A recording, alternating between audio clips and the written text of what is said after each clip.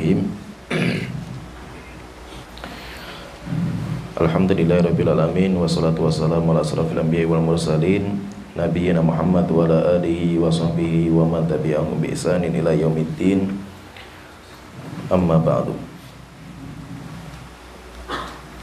Kita melanjutkan pembahasan kitab Arba'in An-Nawawiyah, hadis-hadis pilihan yang ditulis oleh Imam Nawawi rahimahullah ta'ala. Kita sekarang masuk di hadis ke-24.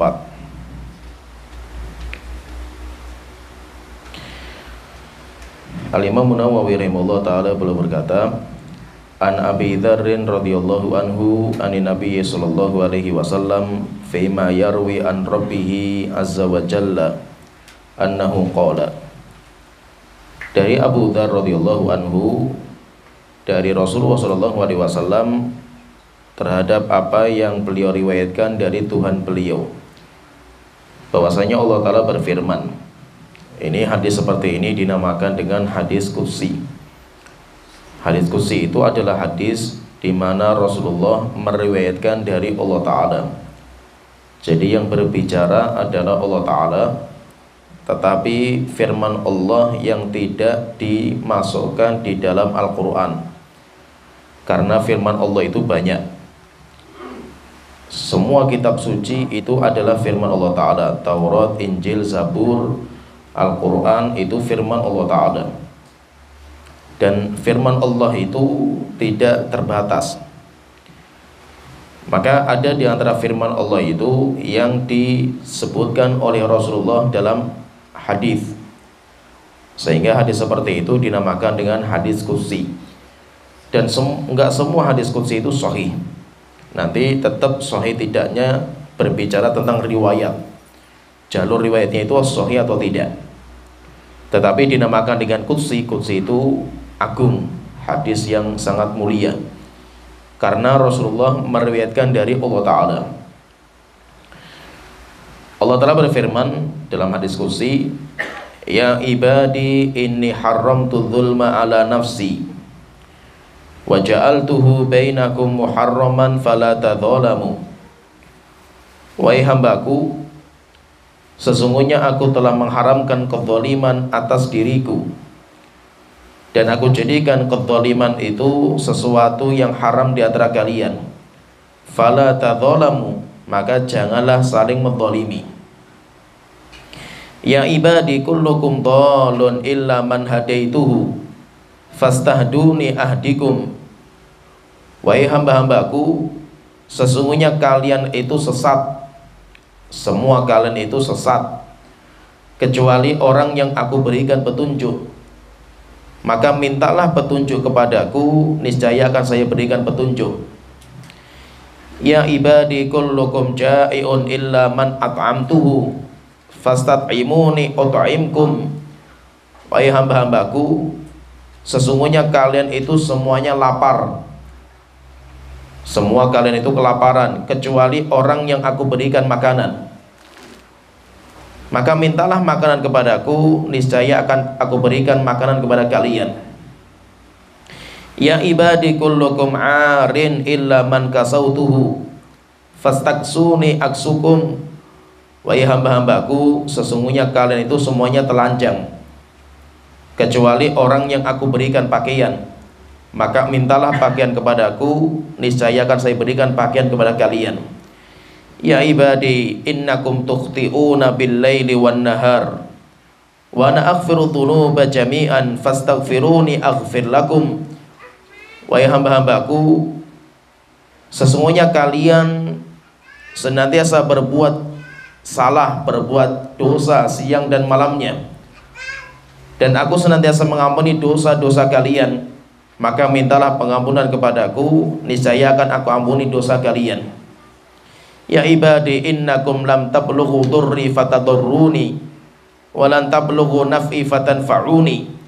Wahai hamba-hambaku, kalian tidak akan sampai ke sebuah tingkatan untuk memudaratkan saya, dan kalian pun tidak akan bisa memberikan manfaat kepada saya. Ya ibadi law anna awwalakum wa akhirakum wa insakum wa jinnakum kanu ala atqa qalbi rajulin wahidin minkum ma zada dzalika fi mulki syai'a.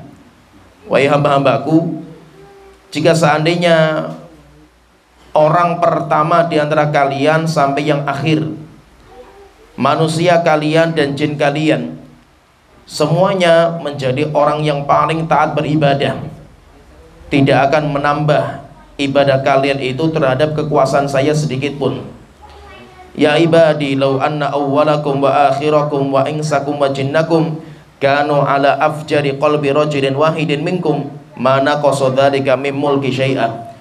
Wahai hamba-hambaku, jika seandainya orang paling awal di antara kalian dan yang paling akhir, manusia kalian dan jin kalian, semuanya orang yang paling rusak, orang yang berbuat dosa dan maksiat, tidak mengurangi sedikit pun dari kekuasaan saya. Ya ibadi law anna awwalakum wa akhirakum wa insakum wa jinnakum qamu fi sa'idin wahidin. Wahai hamba-hambaku, jika seandainya orang dari awal kalian sampai akhir kalian, manusia kalian dan jin kalian, mereka berdiri di satu lapangan, berkumpul di satu lapangan, fasa'aluni, dan semuanya minta sama saya, fa'ataitu kulla mas'alat kulla insanin mas'alatahu, semuanya akan saya berikan satu persatu permintaan mereka. Mana qasadzalika mimma indi, apa yang saya berikan kepada kalian tidak mengurangi apa yang saya miliki. Illa kama yanqusul mikhyatu idza udkhilal bahra, kecuali bagaikan jarum yang dicelupkan di samudra, kemudian jarum diangkat, air yang menempel dari jarum, itulah kenikmatan yang Allah berikan kepada kita. Ya ibadi innama hiya a'malukum uhsiha lakum. Wahai hamba-hambaku, semua yang kalian kerjakan itu ya amal kalian, sedangkan saya hanya menghitung saja, saya hanya menghisap. Thumma uwafikum iyyaha, dan nanti saya akan penuhi balasannya kepada kalian. Faman wajada khairan falyahmadillah, siapa yang mendapatkan balasan kebaikan hendaknya bersyukur kepada Allah Ta'ala. Wa man wajada ghaira dzalika fala yalumanna illa nafsah, dan siapa yang mendapatkan bukan kebaikan, balasan keburukan, maka jangan mencela kecuali dirinya sendiri. Rawahu Muslim, hadis ini dikeluarkan oleh Imam Muslim. Dalam hadis ini, hadis panjang, hadis ini membicarakan tentang kemuliaan Allah Ta'ala dan kekayaan Allah Ta'ala, dan Allah sama sekali nggak butuh dengan kita, sama sekali Allah itu nggak butuh dengan hambanya. Dan hadis ini kalau kita perhatikan tadi yang kita bacakan itu ada 10 poin di mana Allah panggil semua hamba-hambanya, dan Allah ingin menjelaskan bagaimana keagungan Allah Ta'ala. Oleh karena itu Allah Ta'ala itu adalah zat yang sangat mulia, zat yang sangat agung, tetapi memang kita itu tidak bisa mengagungkan Allah dengan pengagungan yang benar. Oleh itu sampai Allah Ta'ala berfirman, ma qadarullaha haqqa qadrihi, mereka manusia itu tidak bisa memuji Allah, mengagungkan Allah dengan sebenar-benar pengagungan. Oleh karena itu kenapa Allah itu di Al-Quran, ayat pertama yang kita baca dalam Al-Quran itu Alhamdulillahi Rabbil Alamin, segala puji bagi Allah Ta'ala, Tuhan semesta alam. Kenapa Allah itu kok muji dirinya sendiri?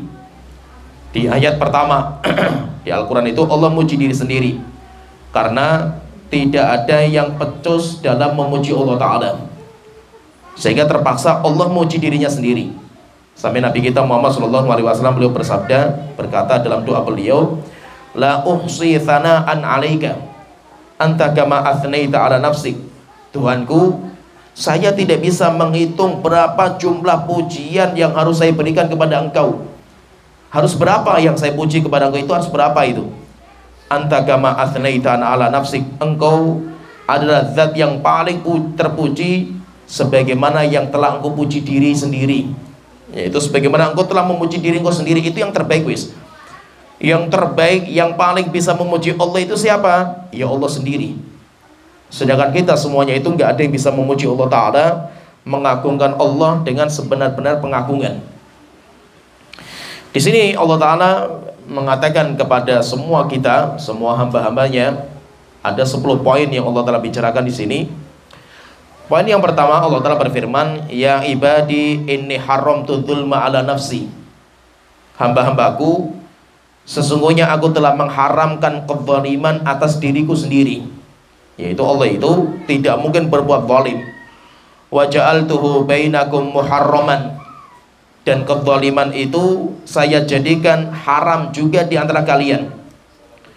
Fala tadzalamu. Waalaikumsalam. Maka jangan saling menzalimi.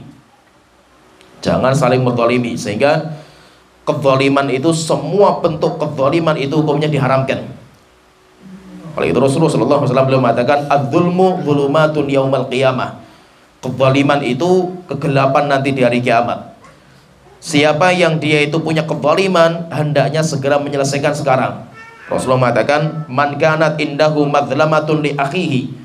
Siapa yang punya kezaliman kepada saudaranya, falyatahallalhu minhul an. Hendaknya sekarang minta penghalalan. Fa innahu laisa thamma dinarun wala dirham. Karena nanti akan datang waktu di mana harta baik emas maupun perak, dolar atau rupiah nggak ada manfaatnya. Terus bagaimana caranya menyelesaikan kezaliman itu? Caranya sudah urusan kebaikan, yaitu nanti akan dibayarkan itu pahala. Pahala kita itu nanti akan dibagi-bagi kepada orang yang kita zalimi. Sehingga kezaliman itu hukumnya diharamkan. Dan zalim itu nanti kata para ulama mengatakan zalim itu ada 3 macam. Kezaliman itu ada 3 macam. Yang pertama, zalimnya hamba kepada sang pencipta. Seorang hamba menzalimi Allah Ta'ala, dan itu zalim yang paling parah. Yaitu apa? Zalim hamba kepada sang pencipta itu ketika hamba itu berbuat kesyirikan kepada Allah Ta'ala, menyekutukan Allah Ta'ala, menjadikan Allah itu ada sekutu, Allah itu ada tandingan, Allah itu ada persamaan. Itu zalim yang paling parah. Oleh itu Luqman ketika memberikan wasiat kepada putranya itu, ya bunayya la tusyrik billah. Nah, anakku, kamu jangan berbuat kesyirikan. Inna syirka la dzulmun azim. Karena syirik itu zalim yang paling parah. Karena kita menzalimi Allah Ta'ala. Apalagi kalau kita itu menisbatkan Allah punya anak, itu zalim yang lebih parah lagi itu. Maka itu Allah Ta'ala sampai mengatakan lam yalid walam yulad. Allah tidak beranak, Allah tidak diperanakkan. Sampai Allah Ta'ala sendiri, Rasulullah mengatakan, Allah Ta'ala berfirman, setiap hari hambaku itu menzalimi saya, mencaci maki saya setiap harinya, yaitu dengan cara mengatakan saya itu punya anak, padahal saya tidak punya anak, tetapi saya tetap memberikan nikmat kepada mereka. Yaitu kezaliman yang paling parah itu zalim kepada Allah Ta'ala. Maka zalim kepada Allah tidak mungkin Allah maafkan. Innallaha la yaghfiru ayyushraka bihi. Allah sama sekali tidak akan mengampuni ketika Allah disekutukan. Karena itu zalim yang paling parah. Kemudian yang kedua, zalim yang kedua itu zalim kepada orang lain. Zalim kepada manusia, zalim kepada orang. Dan zalim kepada orang itu banyak. Zalim kepada orang itu banyak. Tetapi nanti zalim kepada orang itu muaranya pada 3. Muaranya pada 3. Yang pertama, zalim kepada jiwanya orang. Menzalimi jiwa. Menzalimi jiwa. Jiwa itu bisa memukul atau membunuh, yang berkaitan dengan jiwa. Ini zalim yang pertama. Dan itu nanti tingkatannya macam-macam. Yang kedua, kezaliman yang kedua itu menzalimi orang itu, yang kedua zalim kepada harta. Kalau tadi menyangkut jiwa, yang kedua menyangkut harta. Bisa merusak, bisa mencuri dan yang lainnya lah. Kemudian yang ketiga, zalim yang berkaitan dengan kehormatan. Sehingga disebutkan ada 3 itu. Maka itu Rasulullah mengatakan muslim satu dengan muslim yang lainnya itu haramun damuhu, diharamkan darahnya, wa maluhu, hartanya, wa irduhu, dan kehormatan. Apa itu menzalimi kehormatan orang itu? Mencaci, mencela, riba, menuduh. Itu zalim. Zalim kepada apa? Kehormatan. Kalau itu masalah kehormatan, wibawa seseorang. Ini semua muara tiga ini semuanya zalim kepada seseorang. Terus kalau kita itu mau bertaubat, kita itu mau memperbaiki diri, bagaimana caranya itu? Caranya harus meminta kehalalan.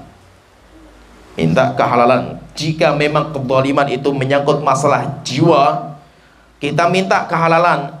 Kalau orang itu memaafkan kita tanpa mengkisos, alhamdulillah. Contohnya misalkan kita pernah menempeleng orang ketika dulu misalkan masih sekolah, sekarang saya mau bertobat.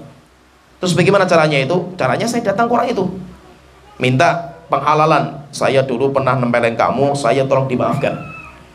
Kalau orang itu mengatakan enggak bisa, saya harus balas, silahkan. Yaitu saya serahkan diri saya itu, serahkan diri kita. Misalkan orang itu menempeleng sekali, kita serahkan pipi kita itu, silahkan balas pipi saya itu dengan pukulan sekali juga. Itu kalau berkaitan dengan jiwa. Kalau berkaitan dengan masalah harta, ya kita minta penghalalan juga. Kalau orang itu tidak bisa menghalalkan, kecuali kita harus membayar, ya kita harus ganti rugi. Walaupun kita dulu mencuri atau kita itu yang lainnya lah, curang dan yang lainnya, harus ganti rugi. Terus kalau ganti rugi terus bagaimana itu? Maka nanti barang itu ada yang memang bisa ada nominalnya, jelas uang. Misalkan saya mencuri uang, terus bagaimana saya membayarnya itu? Ya saya kembalikan uang itu. Nah terus nominalnya bagaimana itu? Maka nominalnya nanti dilihat. Dilihat itu maksudnya itu nominalnya itu ditakar dengan emas. Jelas beda. Saya mencuri tahun misalkan tahun 20.000, tahun lama lah itu, sebelum moneter misalkan itu. Uang segitu itu 10.000 saja banyak sekali waktu itu. Setelah krisis zaman sekarang, yo uang itu nggak ada harganya. Terus bagaimana kalau seandainya saya dulu mencuri itu 100.000 zaman dulu, yang 10.000 bisa untuk beli emas bergram-gram waktu itu. Sekarang sudah nggak bisa apa-apa itu. Maka kita itu dinominalkan dengan barang emas. Gitu. Termasuk juga apa? Barang yang itu nggak bisa diuangkan. Contohnya misalkan buku yang dirusak, misalkan itu barang juga itu uang karena bisa ini barang itu. Nah, terus bagaimana? Harus mengganti. Kalau bukunya sudah nggak ada, maka kita nominalkan. Kira-kira uang buku itu harganya berapa sekarang itu. Jadi kezaliman itu kalau berkaitan masalah uang harus kembalikan. Yang ketiga, kezaliman itu berupa kehormatan. Kita mencela, kita mencaci, kita riba dan yang lainnya itu. Kalau seperti ini apa? Harus kita datangi orang itu minta penghalalan. Kita dulu pernah mencela, pernah menuduh dan yang lainnya itu. Nah, jadi intinya kezaliman yang kedua itu kezaliman yang berkaitan dengan haknya orang. Zalim kepada orang lain.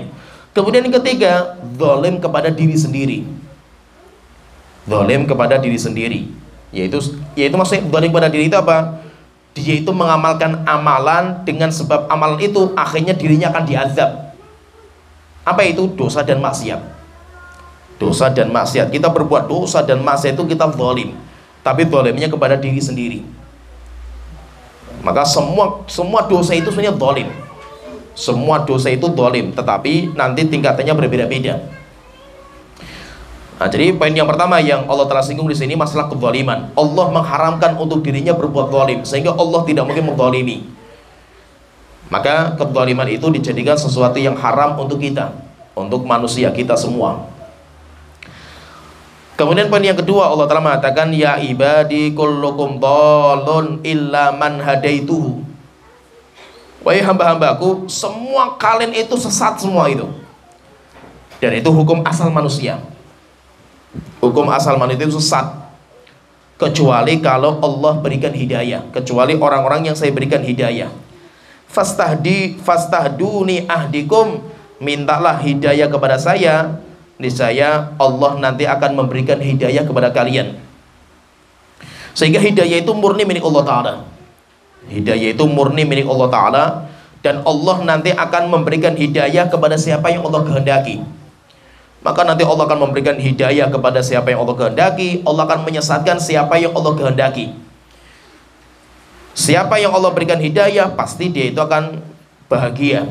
Siapa yang Allah sesatkan, pasti dia akan sengsara. Tidak mungkin dia itu bisa mendapatkan hidayah dari jalur yang lain.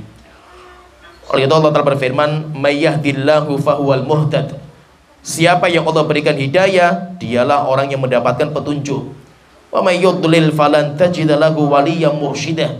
Siapa yang Allah sesatkan, maka orang itu tidak akan mendapatkan sesuatu yang bisa menunjukkan kepadanya.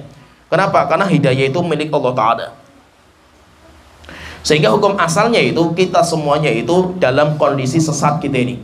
Itu hukum asal manusia. Maka hidayah itu murni milik Allah Ta'ala.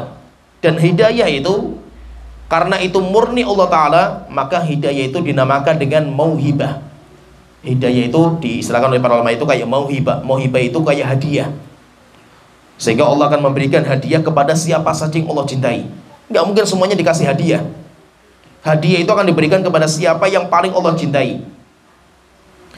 Maka itu apa? Allah ketika memberikan hidayah, pasti dipilih sama Allah Ta'ala. Belum tentu orang yang hidup pada keluarga yang baik itu dicintai sama Allah Ta'ala. Sehingga hidayah itu nggak ada kaitan dengan warisan. Ada seorang nabi, keluarganya pun nggak mendapatkan hidayah. Ada orang yang rusak, kufur nyata, keluarganya malah mendapatkan hidayah. Kenapa? Karena itu murni milik Allah Ta'ala. Oleh itu Allah telah mengatakan dalam surat Tahrim itu, "Daraballahu mathalan lilladzina amanu lilladzina kafaru imra'ata Nuhin wa imra'ata Lut." Allah bikin sebuah perumpamaan akan masalah hidayah ini. Yaitu perumpamaan orang-orang kafir. Siapa itu? Istrinya Nabi. Istrinya Nabi Nuh dan Nabi Lut. Keduanya hidup pada keluarga kenabian, tapi malah nggak beriman. Setelah itu Allah Ta'ala mengatakan, "Wa daraballahu mathalan lilladzina amanu imra'ata Fir'aun." Allah memberikan perumpamaan orang-orang yang beriman. Siapa itu? Istrinya Fir'aun. Istrinya Fir'aun itu bahkan tinggalnya itu di kerajaan Fir'aun, malah dia beriman kepada Allah Ta'ala. Sehingga hidayah itu nggak bisa kita atur, nggak bisa. Itu murni milik Allah Ta'ala. Oleh itu Allah Ta'ala dalam Al-Quran, "Allahu a'lamu haitsu yaj'alu risalatah." Allah tahu kemana risalah itu akan diberikan. Kenapa kok si A diberikan hidayah, si B disesatkan sama Allah Ta'ala? Itu urusan Allah yang tahu. Sehingga kita nggak boleh protes itu. Kenapa kok saya nggak diberikan hidayah, si itu diberikan hidayah itu? Maka kita katakan itu terserah Allah Ta'ala. Karena hidayah milik Allah Ta'ala. Allah akan memberikan kepada siapa yang Allah kehendaki. Dan Allah ketika memberikan itu mesti ada alasan. Siapa yang Allah berikan hidayah, karena memang orang itu layak untuk mendapatkan hidayah. Berarti menunjukkan apa? Menunjukkan berarti apa? Hukum asal manusia itu sesat. Itu hukum asalnya itu. Akan saya bacakan terus bagaimana kita menggabungkan dengan fitrah. Kan manusia diciptakan di atas fitrah. Maka Al-Imam Ibnu Rajab Al-Hambali beliau mengatakan, saya bacakan ucapannya bagus sekali. Beliau mengatakan, "Wa qad dhanna ba'duhum annahu mu'aridun li hadits Iyad bin Himar." Sebagian orang mengira hadis ini semua sesat kecuali orang yang saya berikan hidayah.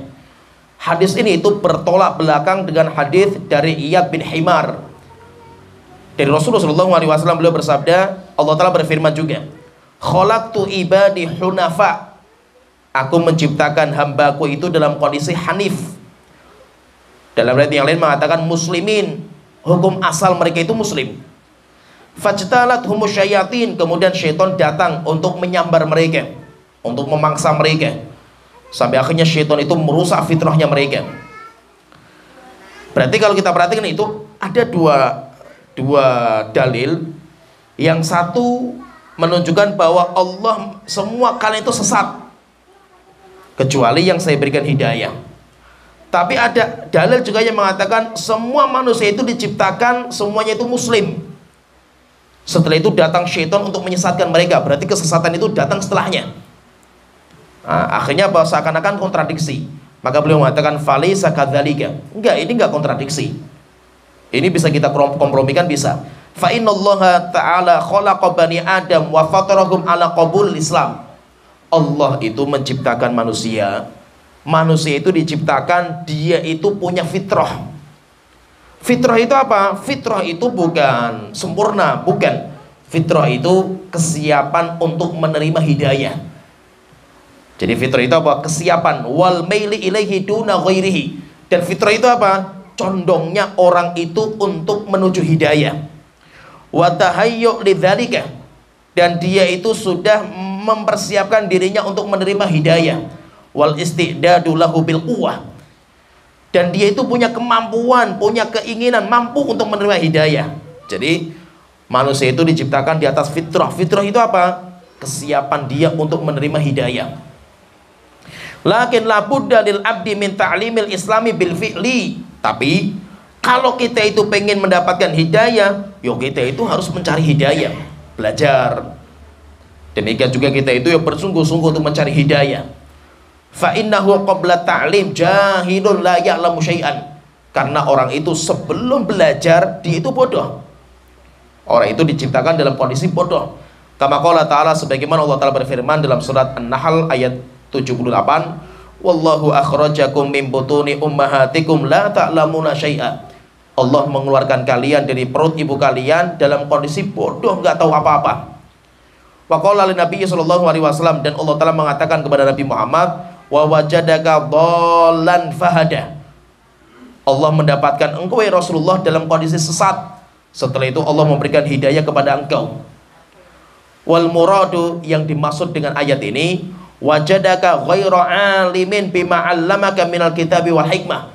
Allah mendapatkan kamu itu bodoh, tidak tahu ilmu tentang Al-Qur'an dan sunnah. Setelah itu Allah datang untuk mengajarkan kebaikan. Wa kama qala ta'ala, dan sebagaimana Allah Ta'ala berfirman dalam surat Asy-Syura ayat ke-52, wa kadzalika auhayna ilaika ruham min amrina. Demikianlah kami wahyukan kepada engkau ya Rasulullah ruh dari perintah kami. Ma kunta tadrimal kitab walal iman. Sebelum itu kamu nggak tahu. Kamu bodoh wahai Muhammad tentang apa itu kitab suci, apa itu keimanan. Fal insanu yuladu mafturun ala qabulil haqqi. Maka semua orang itu dilahirkan dalam kondisi difitrahkan untuk siap menerima kebenaran. Fa in hadahullahu, ini paham ini. Kalau Allah memberikan hidayah kepada dia itu, sabbabalahu man yu'allimul huda. Allah itu akan siapkan sarananya. Jadi hidayah itu apa? Hidayah itu Allah mempersiapkan sarana, itu namanya hidayah. Orang itu sudah siap menerima kebenaran sejak lahir. Kesiapan dia menerima hidayah, menerima kebenaran, kalau nggak disiapkan sarananya, orang yang ngajarkan nggak ada. Orang ngajarkan nggak ada, jalan menuju hidayah nggak ada. Akhirnya apa? Kesiapan dia menerima hidayah itu nggak ada manfaatnya. Maka ketika Allah itu memberikan hidayah, Allah siapkan sarananya. Dia sudah siap menerima kebenaran. Apa itu hidayah itu? Allah ketemukan dia dengan seorang ustadz.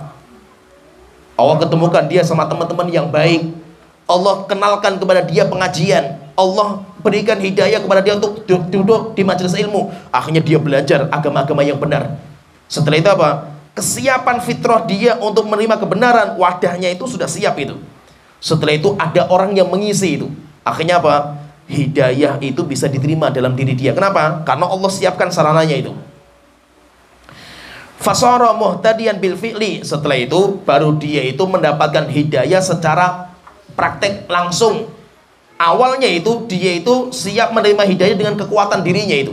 Yaitu dia itu siap menerima kebenaran sesuai dengan kekuatan dirinya. Tapi kalau tidak ada orang yang mengajarkan, dia tidak akan tahu. Jadi orang lahir itu ibaratnya kayak dia itu bawa wadah. Wadah yang sudah siap untuk diisi.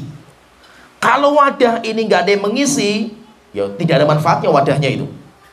Apalagi kalau yang mengisi itu orang yang rusak, diisi dengan konten-konten keburukan itu, akhirnya malah tersesat orang itu. Maka kita itu diciptakan, dilahirkan dalam kondisi fitrah. Fitrah itu apa? Siap menerima Islam. Semua orang itu kalau fitrahnya masih bersih, dia itu siap menerima kebenaran. Tetapi kalau Allah berikan hidayah, maka kesiapan dia itu sarannya dibuka semuanya sama Allah Ta'ala. Jalannya ada semua itu. Tapi kalau Allah itu nggak memberikan hidayah, maka kesiapan dia itu akan dirusak nanti itu. Fitrahnya akan dirusak sama orang tuanya sendiri dan lingkungannya, sehingga fitrahnya itu akan rusak. Setelah itu beliau mengatakan fa'in khadzalahu. Tetapi kalau Allah itu ingin menyesatkan seorang hamba, qayyadalahu man yu'allimuhu ma yughayyiru fitratahu. Allah akan dekatkan kepada orang itu orang-orang yang akan merusak fitrahnya, sehingga wadah yang sudah baik itu malah dirusak sama orang-orang sekitarnya itu. Kenapa? Karena Allah itu menyesatkan dia. Sebagaimana Rasulullah bersabda, kullu mauludin yuladu alal fitrah, setiap orang itu dilahirkan dalam kondisi fitrah. Fa abawahu yuhawidanihi, kedua orang tuanya lah yang merubah fitrah itu menjadi Yahudi, wa yunassiranihi, Nasrani, wa yumajjisanihi, atau Majusi. Nah, berarti intinya di sini ada dua dalil yang seakan-akan itu doanya kayak kontradiksi. Yang pertama, semua orang itu aslinya sesat kecuali orang yang Allah berikan petunjuk. Dalil yang kedua, semua orang itu baik kecuali orang yang disikat sama syaitan, disambar sama syaitan, dimangsa sama syaitan, akhirnya baru tersesat. Nah, terus yang benar yang mana ini? Maka kita katakan itu enggak kontradiksi. Itu tidak kontradiksi. Maksudnya itu memang hukum asalnya manusia itu dia itu enggak benar. Manusia itu bodoh lahirnya, itu enggak tahu apa-apa gitu. Sehingga tidak ada seorang orang itu lahir sudah jadi ulama, sudah pinter, dia itu tahu kebenaran, enggak ada.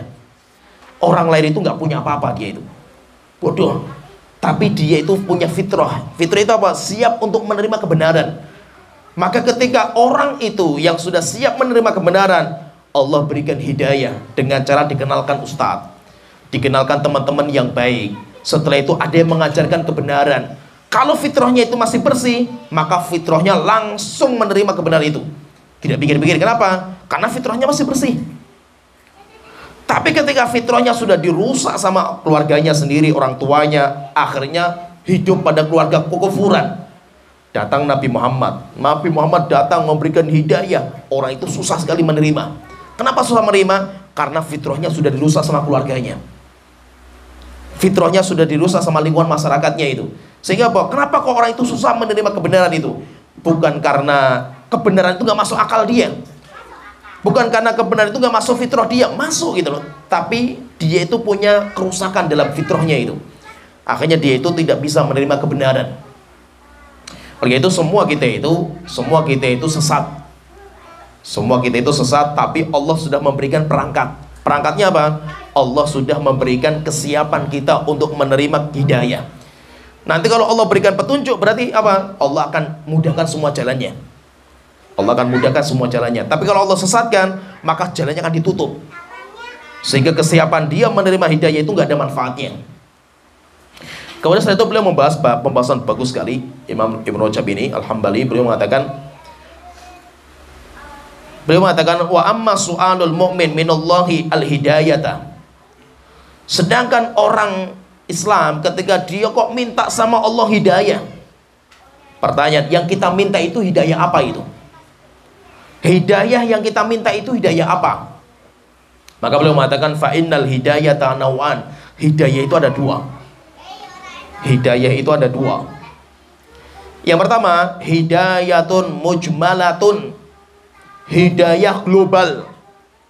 Hidayah yang pertama itu hidayah global, yaitu apa? Al-hidayatu lil islami wal iman.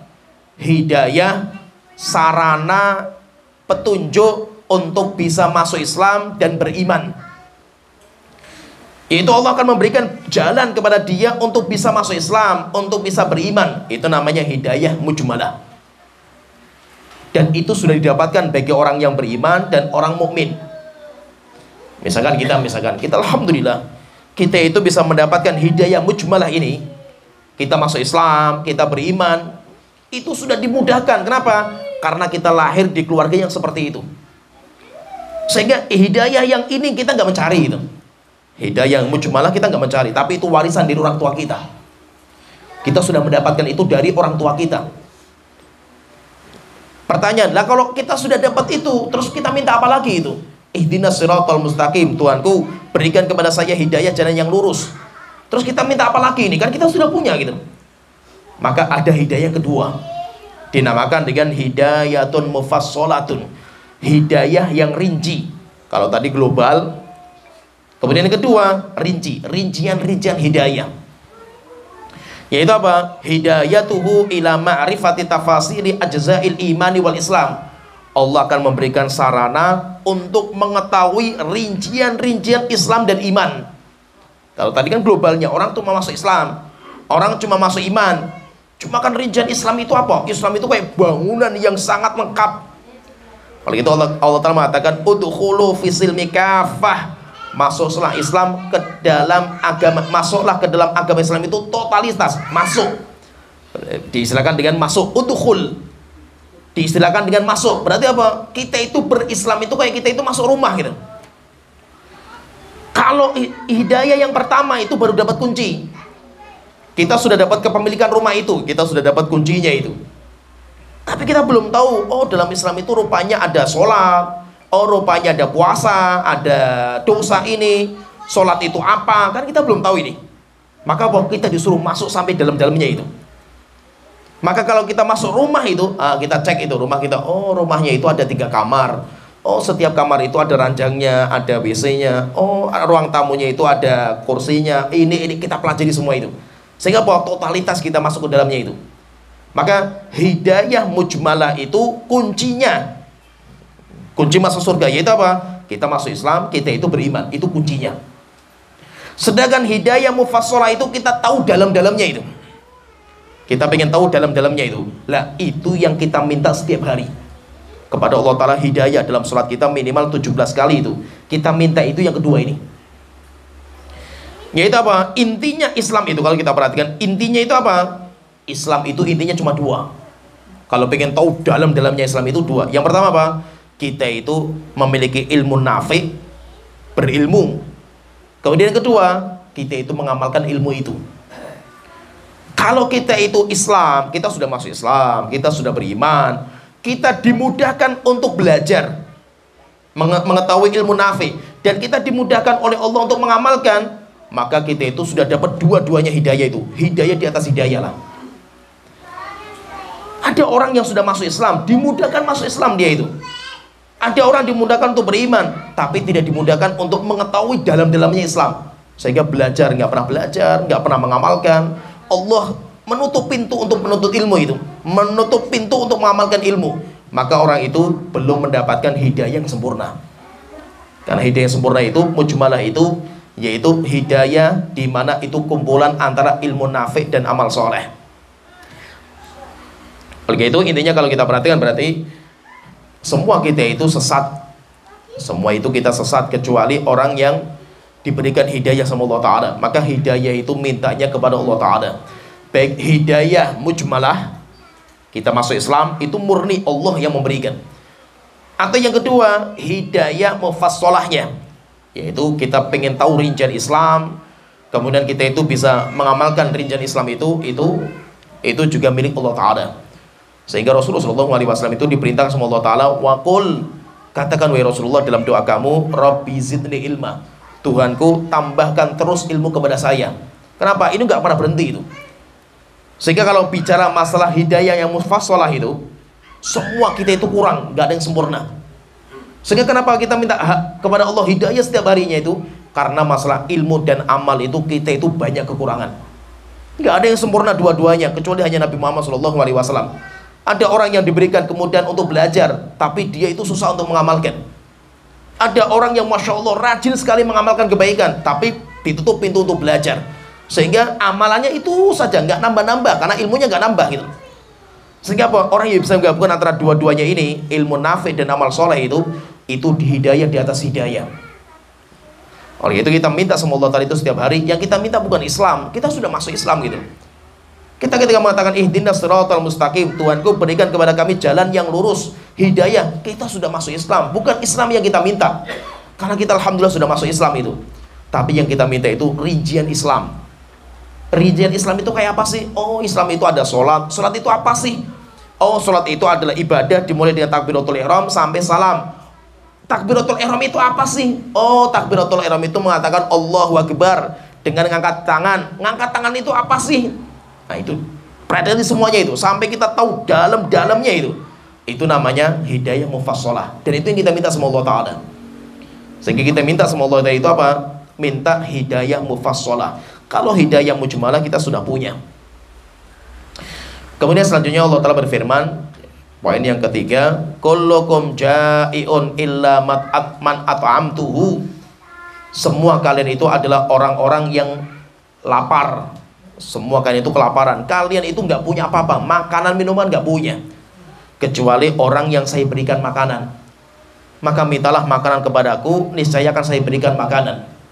Seperti kita dalam kandungan ibu kita itu, kita kan nggak bisa apa-apa itu. Kita nggak bisa makan, kita nggak bisa apa-apa itu.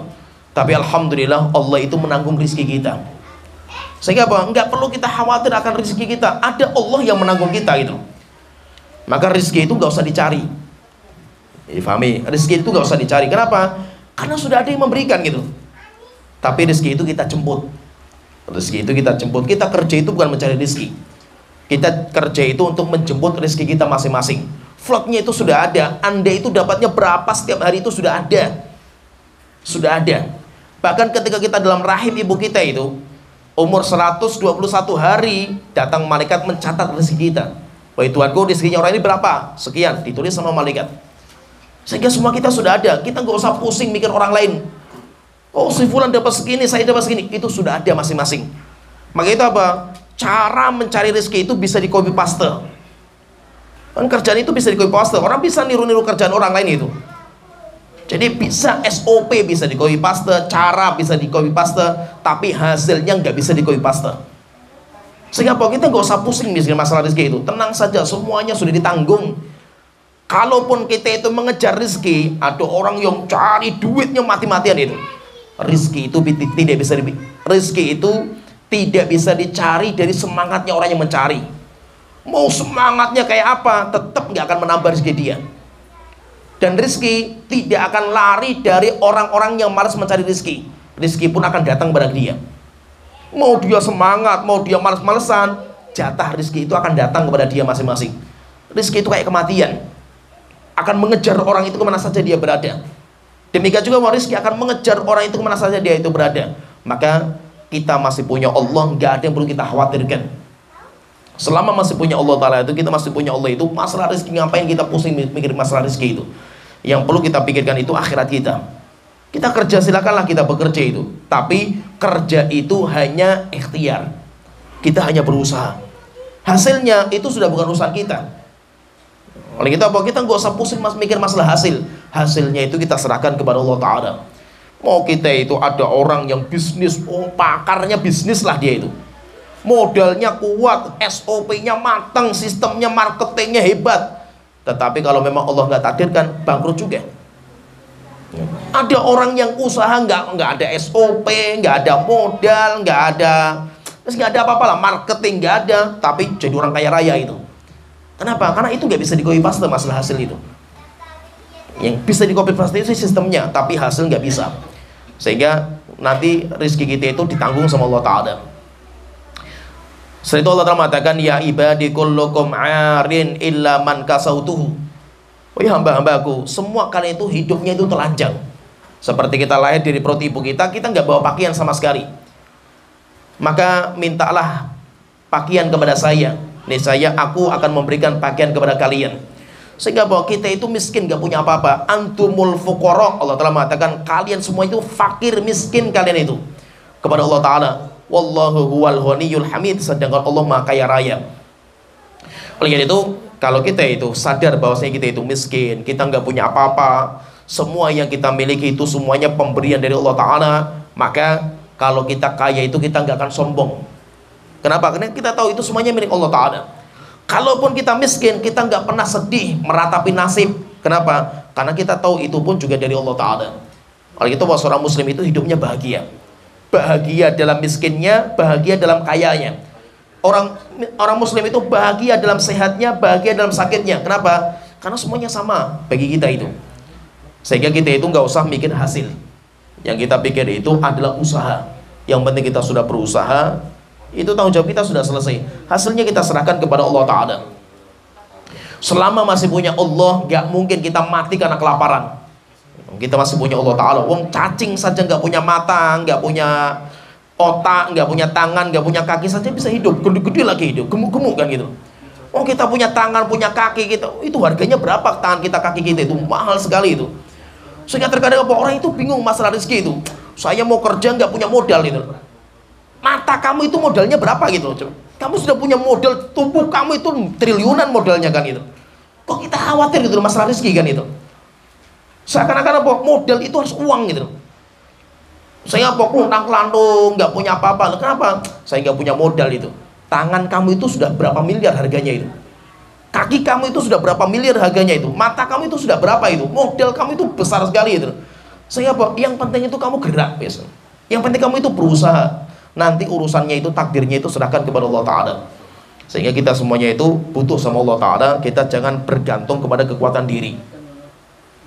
Setelah itu Allah Ta'ala berfirman, ya ibadi innakum tukhti'una bil-laili wan-nahar wa ana aghfiru dhunuba jami'an fastaghfiruni aghfir lakum.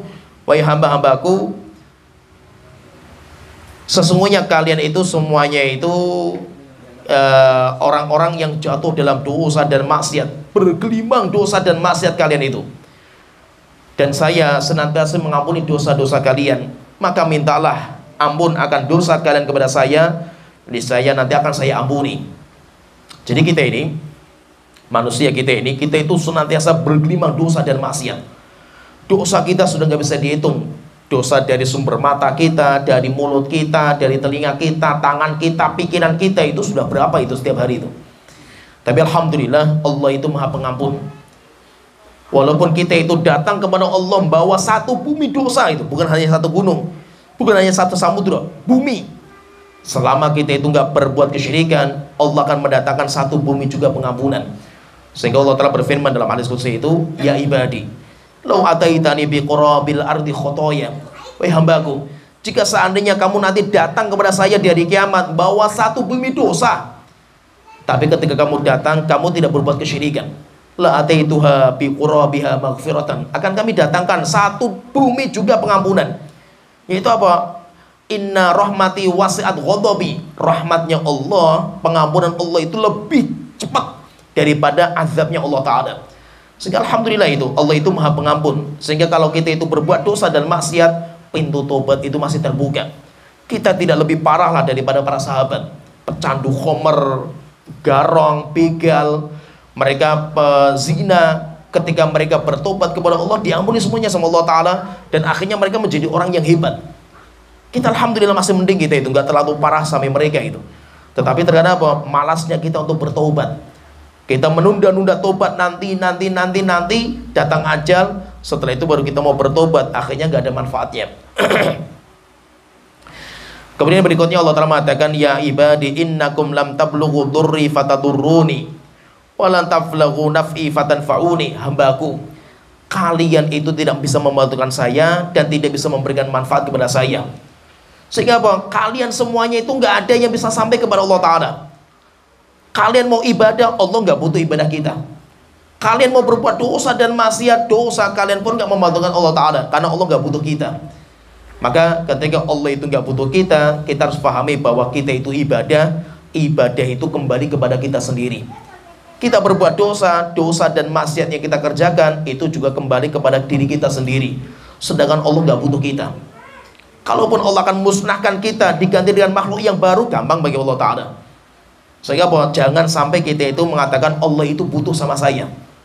Termasuk dalam agama, perjuangan Islam. Jangan seakan-akan kita itu orang yang hebat lah gitu.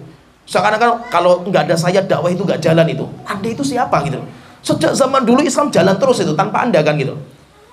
Yang butuh dakwah itu Anda, bukan agama kita. Agama kita nggak butuh kita gitu.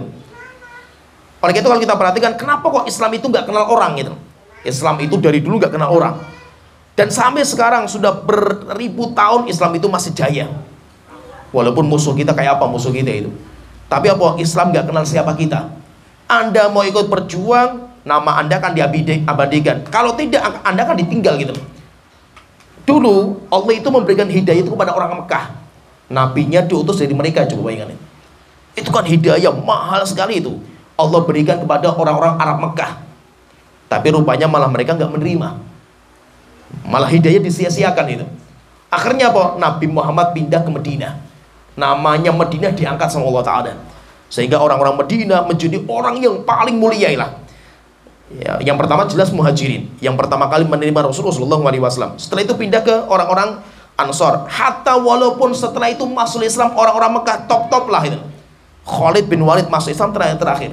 Tapi tidak bisa mengalahkan sahabat Muhajirin dan Ansor. Walaupun siapa itu Khalid bin Walid, jelas nggak ada lah bisa mengalahkan Muhajirin dan Ansor. Kenapa? Mereka yang pertama kali menerima hidayah.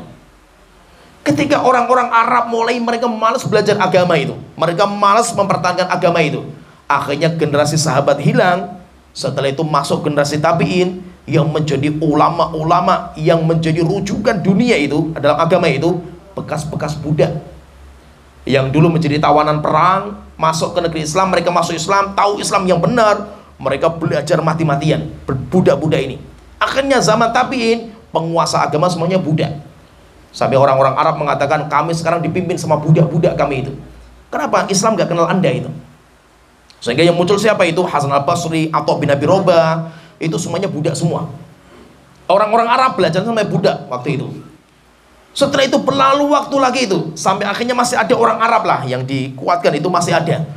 Walaupun sudah bukan Mekah Medina lagi, setelah itu geser lagi. Sampai akhirnya zaman ulama-ulama mazhab. Imam Abu Hanifah orang Irak. Imam Malik Imam Madinah. Imam Syafi'i orang Mekah. Kemudian Imam Ahmad orang Irak juga. Setelah itu apa? Generasi setelah ini Imam Mazhab itu sampai selesai Imam Ahmad. Setelah itu masuk Imam Al-Hadith, Bukhari, Muslim, Tirmidzi, Nasai dan yang lainnya. Siapa mereka? Mereka orang asing. Mereka bukan orang Arab mereka itu. Kenapa? Karena orang Imam Bukhari dan yang dari daratan Uni Soviet. Tapi ketika mereka itu memperjuangkan agama, diangkat namanya. Orang Arab gak ada apa-apanya. Sampai akhirnya apa? Orang Arab zaman itu kalau pengen belajar agama, mereka itu datang musim haji. Nunggu musim haji. Supaya apa? Datang dari bermacam-macam penjuru ulama-ulama dunia. Setelah itu orang Arab itu mau belajar sama mereka. Sampai akhirnya apa? Yang melanjutkan ilmu bahasa saja itu, ulama-ulama bahasa itu mayoritas bukan orang Arab. Ulama-ulama bahasa, Imam misalkan Ibnu Malik punya kitab Alfiyah, bukan orang Arab. Mayoritas bukan orang Arab. Kenapa? Karena Islam itu nggak kenal siapa kita itu. Anda mau berjuang, ya Anda akan diajak. Kalau tidak, tinggal gitu. Sehingga jangan sampai kita mengatakan, kalau nggak ada salah nggak jalan itu dakwah itu. Anda itu siapa gitu? Islam nggak butuh Anda gitu. Sehingga jangan sampai apa? Seakan-akan kita lah yang paling berjasa itu. Bukan, yang paling berjasa itu ya Rasulullah SAW untuk agama kita itu. Kita nggak ada apa-apanya itu. Maka kita berdakwah itu ya untuk manfaat kita. Tapi apa? Dakwah nggak butuh Anda. Anda mau silakan dakwah yuk ayo. Anda nggak berdakwah atau mas-masan akan ditinggal itu. Gerbong akan jalan terus itu. Baik dengan Anda maupun dengan yang lain itu. Sehingga apa? Jangan sampai kita itu merasa kitalah yang paling pelopor dakwah di sini dan bukan. Kita itu alhamdulillah diberikan hidayah oleh Allah Ta'ala untuk ngurusi dakwah itu, alhamdulillah itu. Tapi jangan sampai kita katakan kalau nggak ada saya nggak jalan dakwah itu. Enggak. Dakwah akan jalan kepada siapa saja. Kalau Anda nggak jalan, Allah akan ganti Anda dengan yang lain. Dia nanti akan menjalankan itu. Nanti kalau ini malas lagi, ganti lagi dengan yang lainnya lagi itu. Kenapa? Karena Islam nggak akan berhenti. Setelah itu Allah berfirman, ya ibadi law anna awwalakum wa akhirakum wa insakum wa jinnakum kanu ala atqa qalbi rajulin wahidin minkum. Wahai hamba-hambaku, jika semua kalian manusia jin dari awal sampai akhir menjadi orang yang semuanya orang soleh taat ibadah, tidak menambah kekuasaan Allah Ta'ala, ibadah kalian itu gak bermanfaat bagi Allah Ta'ala. Mau semuanya ibadah gak ada manfaatnya bagi Allah Ta'ala. Setelah itu Allah mengatakan, wahai hamba-hambaku, lau kana awwalakum, wahai hamba-hambaku, lau kana, kalau seandainya kalian semua awal sampai akhir manusia jin ala afjari qalbi rajulin wahidin minkum, semuanya orang yang istilahnya bejat semuanya lah itu, semuanya rusak semuanya itu sama sekali tidak mengurangi kekuasaan Allah Ta'ala. Allah tidak akan berkurang kehormatan Allah, kejayaan Allah karena ibadahnya kita. Allah pun tidak akan berkurang kekuasaannya karena dosa yang kita kerjakan. Karena semua yang kita kerjakan itu semuanya kembali ke kita. Oleh itu Allah Ta'ala mengingatkan itu, ketika kita berkorban itu, Allah nggak butuh daging.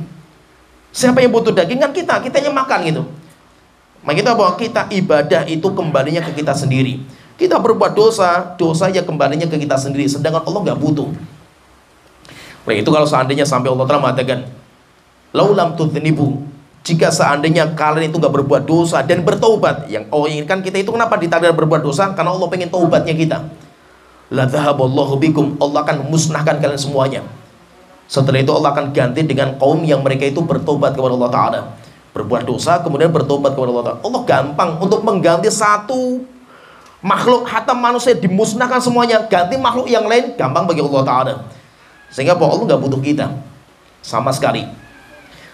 Setelah itu Allah Ta'ala berfirman, ya ibadi, law anna awwalakum wa akhirakum wa insakum wa jinnakum qamu fi sa'idin wahidin. Wahai hamba-hambaku, jika semua kalian manusia jin dari awal sampai akhir kumpul jadi satu di lapangan, jumlahnya berapa itu? Kumpul semuanya di lapangan, semuanya berdoa kepada Allah Ta'ala, minta sampai pol permintaan dia itu. Sampai nggak bisa lagi kita mau minta apa lagi itu. Sudah paling pol permintaan kita itu. Fa'ataitu kulla insanin mas'alatu. Setiap orang akan saya berikan masing-masing permintaan dia yang sudah paling pol, wis. Apa yang sudah saya berikan kepada kalian tidak mengurangi harta saya. Rizkinya Allah Ta'ala nggak berkurang sama sekali, kecuali bagaikan jarum dicelupkan di samudra, jarumnya diangkat, air yang menempel dalam jarum, itulah nikmat yang Allah berikan kepada kita. Sedangkan kekayaan Allah, Allah maha kaya sekali. Begitu kalau kita itu perhatikan, kita itu nggak ada apa-apanya di hadapan Allah Ta'ala. Allah maha kaya, Allah itu maha besar, sehingga apa yang perlu kita sombongkan itu nggak ada.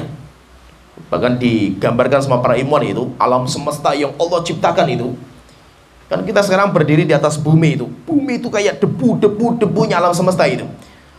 Ya, bumi dibandingkan matahari saja jauh berbedanya itu. Matahari dibandingkan dengan planet yang lain jauh lagi itu. Jadi kayak istilahnya itu debu dibandingkan dengan bola gitu. Jadi nggak ada apa-apanya itu. Kalaupun Allah musnahkan bumi, belum tentu alam semesta dimusnahkan sama Allah Ta'ala. Kita itu kecil sekali, nggak ada yang bisa kita sombongkan dengan apa yang kita miliki. Oleh itu Allah itu maha kaya. Kalau seandainya semua kita minta sampai pol, Allah kasih ke semua kita, nggak mengurangi kehormatan Allah Ta'ala, tidak mengurangi rizki yang Allah Ta'ala miliki. Sampai nanti itu orang yang terakhir masuk surga itu, orang yang paling akhir, sudah nggak ada lagi setelah itu. Ketika orang itu masuk surga sudah terakhir, kemudian Allah Ta'ala mengatakan kepada dia, wahai hambaku, tamani, coba kamu berangan-angan, bercita-cita, kamu pengen apa gitu. Kemudian dia pengen ini. Setelah itu mengatakan, sudah wahai Tuhanku. Allah Ta'ala mengatakan, coba berangan-angan lagi. Terus dia angan-angan lagi yang belum diangan-angan, ini. Kemudian dia mengatakan, sudah wahai Tuhan, angan-angan lagi. Kemudian dia berangan lagi, apalagi yang belum ya, ini. Selesai, Allah Ta'ala mengatakan, berangan-angan lagi. Sampai angan-angannya sudah terputus. Dia sudah mengatakan, wahai hambaku, coba kamu itu berangan-angan lagi, pengen apa kamu itu? Maka Tuhanku sudah gak ada lagi, apalagi yang saya minta gak ada gitu loh. Sudah habis lah, permintaan saya itu sudah habis gitu. Ditanya lagi sama Allah Ta'ala, coba kamu minta lagi apa itu? Dia kata, sudah wahai Tuhanku, sudah gak ada lagi itu. Akhirnya Allah Ta'ala mengatakan, wahai hambaku, coba kalau seandainya kamu pengen saya jadikan sebagai raja dunia, kenikmatan kamu di surga itu kayak raja dunia sekarang itu, mau gak kamu itu? Dia mengatakan, mau wahai Tuhanku, saya punya semua berarti kan di dunia ini. Mau nggak kamu itu? Mau wahai Tuhanku.